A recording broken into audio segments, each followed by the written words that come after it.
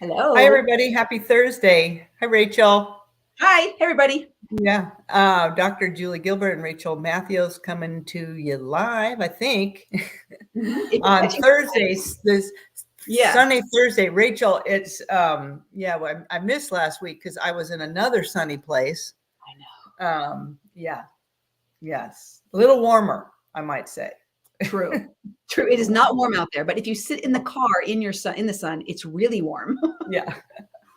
Yeah, it's beautiful. So Mhm. yeah, Really. trying to make sure I get out there today, get outside today. But yeah, we had a great time. We saw a lot of whales, Ooh, breach.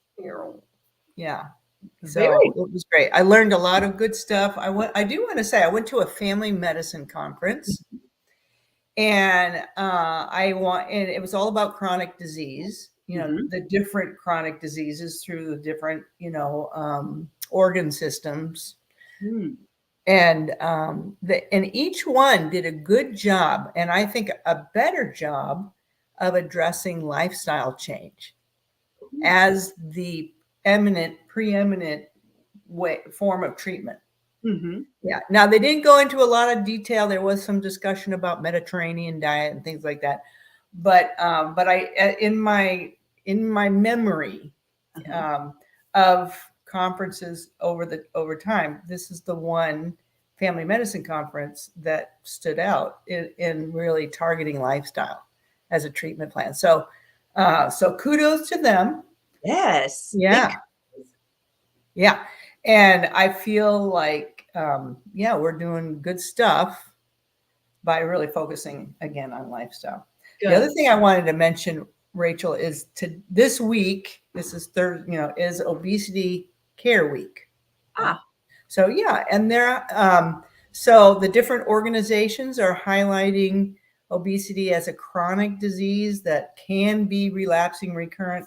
I think their point is it's important to recognize that weight is as much of a vital sign as blood pressure Ah. and deserves as much attention and care and respect as something like blood pressure or glucose, Yeah. Yeah. and and it and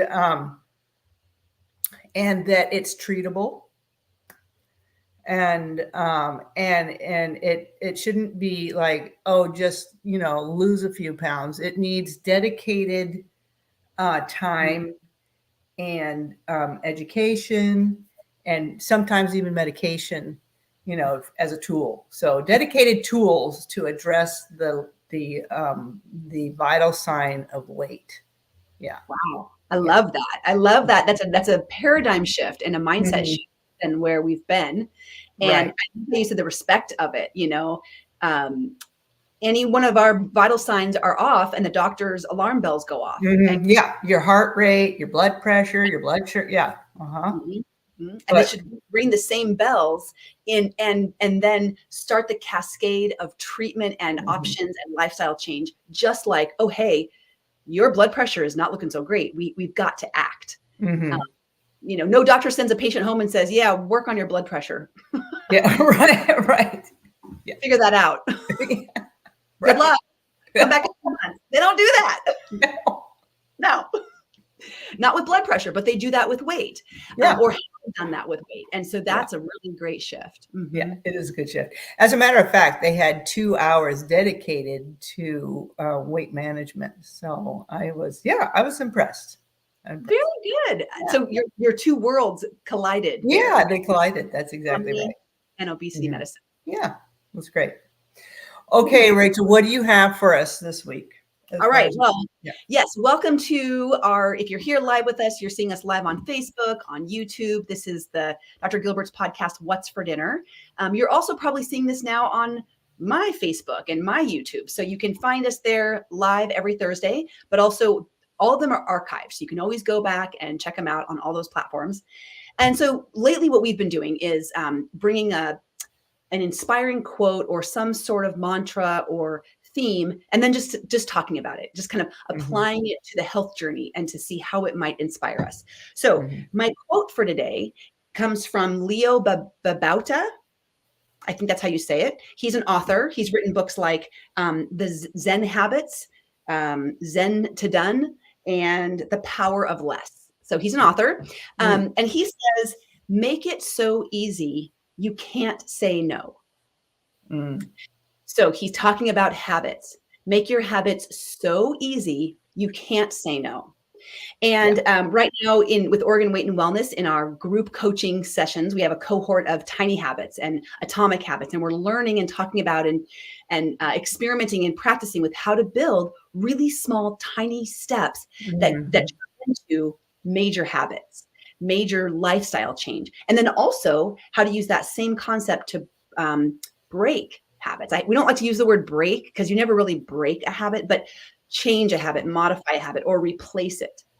So make it so easy you can't say no. What comes to mind for you, like, of how do you make a habit so easy it's just doable? You just do it. Right. Well, I guess instead of reaching, way up here thinking, okay, like I really have a goal of running a mile under 8 minutes, right? That's huge for me. Okay, for me, Rachel. I mean, you probably do that already, but nope. I'm a slow runner. I do not run that fast. Okay, so, but if I use this, that feels really hard to me. I know that's hard. And if I think about that, then I don't think I'm going to reach that goal. But if I think about, okay, what could it be like to run kind of an 8-minute mile, but 30 seconds at a time, something like that? Yeah. That, or what would it look like to just run, 30 seconds at a time? So breaking it down into something really doable, and then making it easy. Like, I don't have to get in my car and go to my track, which is really not far away, but still it's more effort. There's more inertia to overcome. I can just do it on my treadmill right here. Nice. Yeah. Yeah. So you're making it, you're scaling it down into one of the first increments of the goal. So maybe a 30-second increment. For other people, it might be a 5-second increment, a 10. Okay, right? Start with where you're at now. How far and how long can you run now at an 8-minute mile? And then what are your increments? And for some, they may even start way back to running a mile at a 12-minute mile. Right. And then start to break it down even further. Yeah. So what you just mentioned, I'm going to pull up my note here on my phone. That is one of the concepts, which is make the reward. So that's to build a habit, right? What you did is you made it really more attractive, doable, right? Easier to think about, not so big, not going way up here. So you're making it so easy. You're making it attractive. Another thing that Atomic Habits by James Clear, he says, make it really obvious. So if your treadmill's in your office or in your room where you staring at me in the face. Yeah, exactly. If your workout clothes is next to your bed and that's the first thing you do when you roll out of bed, you just kind of fall into those clothes. It's pretty obvious. It makes it, And then talking about breaking a habit or trying to stop, interrupt a bad habit that you don't want to do anymore. Here are four examples. He says, make the cue invisible. So the cue is like the prompt or the thing that reminds you to do that thing. So what's an idea of a habit you would want to interrupt? And what's the cue you could make it right. Well, I can think about one that I did was successful at interrupting, once upon a time when I was working and commuting home, I would always, when I drove in the car, it seemed like, it's like 5 o'clock, whenever, 5:30, whenever I got off. And then I was starving by the time I got home. And so, and I would make a beeline to my cupboard where I knew my friendly friends, the chips would be, tortilla. Right. Yeah. And so, I mean, it was, it was one thing, the hunger driving, and then the cupboard, and then the chips. And so, so I had to make that harder to do. Mm-hmm. Right.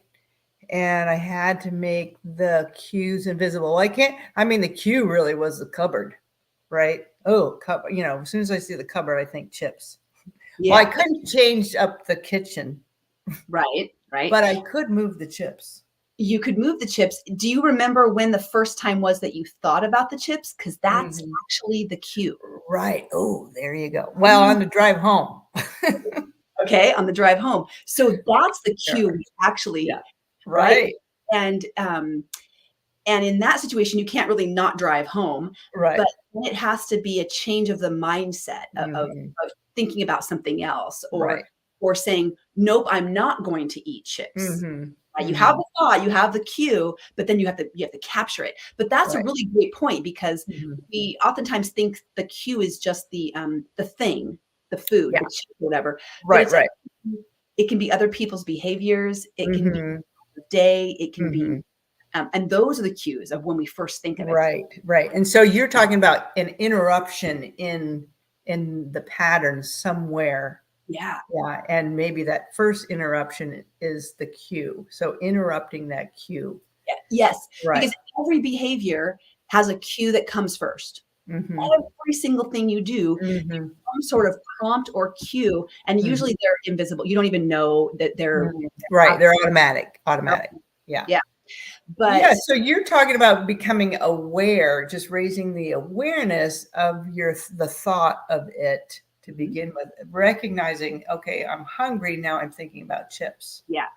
But it could be that the chips, if I'm not thinking about chips and I wander into the kitchen to get some water and somebody left the chips out on the counter, and all of a sudden now I go, chips, I'm going to eat some. That was the cue. I wasn't hungry. I wasn't looking for chips. Cued me, right? So sometimes it is a physical thing that we want to move. Or Gotcha. Okay, so the next one, here's another one. Yeah. Make the craving, and think of craving as, it can be craving for food, it can be craving for cigarettes, it can be craving for Netflix, any craving. Right. Glass of wine, a bad attitude. Yeah. Ooh. Make the craving unattractive. So, right. So if I crave contention with a certain coworker and I want to start something up, if I remember what that does to my relationship, or how I feel guilty later, or what it's ending up doing, maybe I've gotten in trouble at work a couple of times, or maybe I have bad relationships now, that's becoming unattractive. Right. Yeah. Yeah. Can you think of an example? That's a tricky one. Well, in that same way, so you're talking about looking at the other side of the behavior, kind of a thing. Yeah. It can be throughout, just the craving itself. How can I make it feel unattractive? Right. Because I'm going back to my chip thing, and so if I'm thinking about the non-nutritional value of the chip, right? If I'm thinking about the money that I just put in the hands of the pockets of the food industry, that I've come to, I'm going to be careful about my words, but that I understand is trying to hijack my brain and make some money. Yeah. Right. So they make money. So if I recognize that, then that doesn't feel good to me. That feels yucky to me, that I would give money to somebody that wants to exploit my brain. Yeah. Great. So that's a rewiring of the habit reward loop. Dr. Judd Brewer talks about that in his books.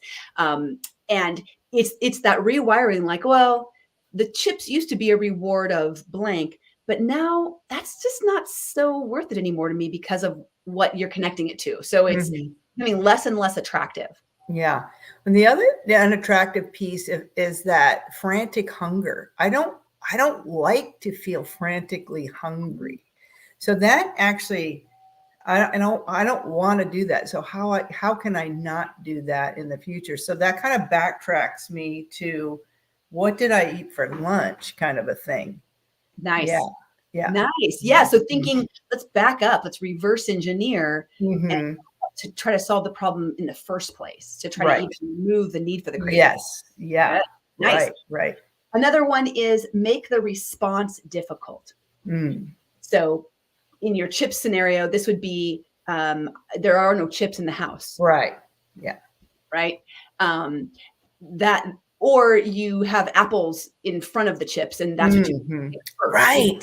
Something like that. Yes. Mhm. Yeah. As a matter of fact, what happened was, it took a while for me to figure this out, which brings up the point we got to give ourselves grace and time, to work these in.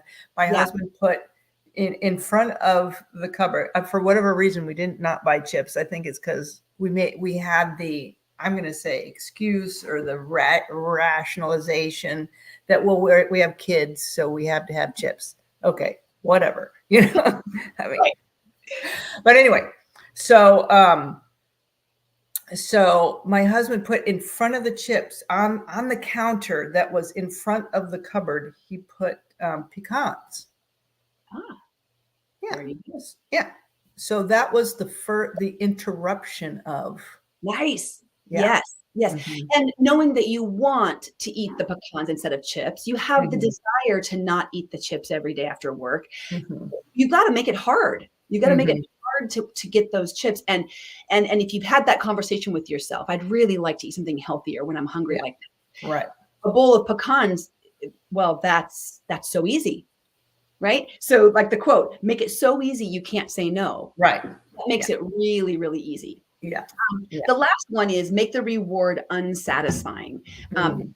And so when you're thinking about whatever behavior you want to interrupt, there's a reward to it. Mhm. And one of the ways is we can tell ourselves how it feels when we eat chips. Yeah. We kind of like Mhm. binge out on chips, going to feel like later. That's not really rewarding, actually.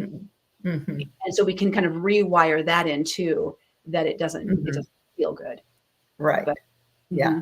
I guess I could leave a bag get stale. Oh, nice. Yeah. Nice. And then Yeah. Kind of gross. That's a good idea too. There's lots of things you can get creative with, but it does. I love that you mentioned how long it took you to figure it out, because man, habits is a science. It's a science of the way it really is. works. It really is. And so please know, for you guys listening, that if you've struggled with building habits or breaking habits, you're not doing something wrong. You're just fighting against a pattern of your brain that is very hardwired. And it takes a long time to kind of explore it and figure it out. But once you have some of this language, once you listen to things like this, where you're thinking about it now, I hope all of you listening are thinking like, okay, what do I have? How could I make it unattractive? How could I make it unrewarding? How could I interrupt? How could I move the cue? Suddenly you're getting curious in your environment. Yeah. And just to follow up on that, the way I eventually was able to not even consider chips was by eating improving the quality of the food at lunchtime. So at this time, I was harried at work, often working through lunch. And so I made the effort to, I could never take an hour for lunch or whatever, but whatever time I had, 15, 20 minutes, I made sure that I ate real food, especially some protein.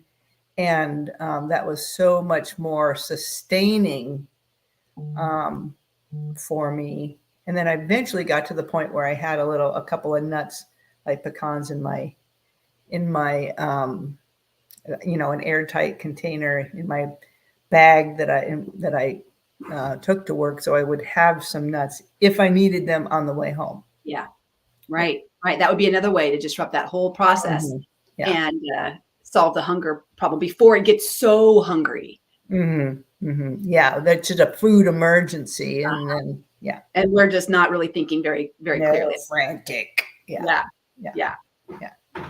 Well, so good. stuff. Yeah. Yeah.